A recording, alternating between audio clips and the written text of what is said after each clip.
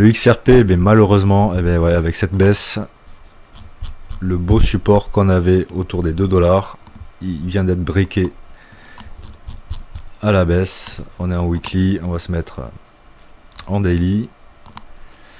Voilà, on le tenait bien jusqu'à présent. Hein. Ouais. Ça m'embête un peu, mais bon, hein, c'est normal si le Bitcoin chute. Bitcoin entraîne tout le monde à la baisse. Jusqu'à présent, on le tenait autour des 2 $ avec un excès baissier à 1,90, à 1,80. Mais là, aujourd'hui, ça y est, pas monnaie dedans. Par contre, comme tu vois, j'avais noté cette zone de support dans laquelle on n'était que rentré et jamais clôturé à l'intérieur. Ben avec cette grosse baisse, on est allé directement dedans. Hein. Je te parle de ce niveau-là qui correspond au dernier ATH. Donc, ce qui serait bien, il vaut mieux que ça les tienne, il faut qu'il reste sur ces niveaux-là, hein, le XRP. Il faut qu'il reste dans cette grosse zone de support pour reconsolider, ne pas briquer à la baisse. On est descendu même en excès baissier à 1,61. Il va falloir qu'il les tienne, hein. Sinon si on ne tient pas cette zone-là, ben, il n'y aura pas de miracle. C'est direction en premier, on va dire les 1,30, 1,25 et après les 1 $. Voilà.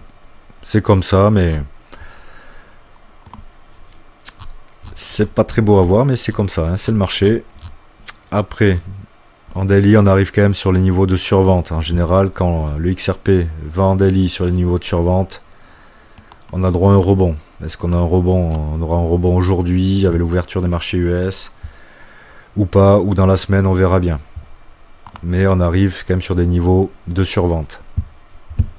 Ça pourrait donner un petit rebond à court terme.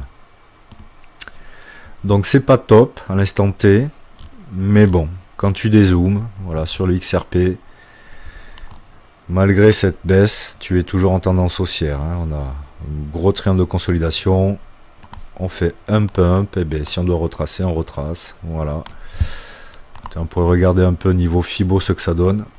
Si tu veux suivre les dernières tendances des marchés et découvrir des astuces pour investir intelligemment, abonne-toi dès maintenant à la chaîne Deep Invest, la chaîne dédiée à l'univers de la finance et de la crypto. Et n'oublie pas de consulter les liens dans la description pour avoir accès à encore plus de contenus exclusifs. On a retracé 61% de la hausse. Je pense que c'est un bon niveau. Et puis comme par hasard, tu vois les Fibo entre le point bas à l'initiative de la hausse et le point haut. Ce gros range correspond au retracement de 0,5 à 0,61% de la hausse. Donc voilà, il va falloir maintenant que le XRP reste là-dedans, mais il restera là-dedans que si le Bitcoin ne chute pas beaucoup plus bas. Donc nous verrons ça dans les prochaines heures et les prochains jours. Voilà, reste fort. N'oublie pas que la Global M2 Supply est sur des plus hauts historiques. Je vais te la mettre. Elle est où? Elle est partie. La Global M2. Ah. Je l'ai mis. Hop. Je l'ai mis là-dessus, logiquement. La Global M2, elle est où? Il me l'a sorti. Bon, c'est pas grave, mais bon, comme je t'ai montré en début de vidéo, la Global M2 Supply est sur des plus hauts historiques. Là, il n'y a jamais eu autant de liquidité sur les marchés. Ça veut dire qu'il y a plein de gros investisseurs qui sont en USDT, prêts à actionner le gros bouton achat sur les cryptos. En premier sur le Bitcoin, c'est normal. Après sur l'Ethereum, après sur toutes les altes. Donc garde bien ça en tête. Aucun conseil financier, on verra bien ce qui se passe lors des prochains jours. Ça peut encore baisser, ça peut encore faire mal au portefeuille. Voilà, si c'est trop chaud pour toi, ne fais rien, reste en dehors du game. On verra bien ce qui se passe dans les prochaines semaines. Voilà, j'espère que tu as aimé la vidéo. Pense t'abonner et je te dis ciao.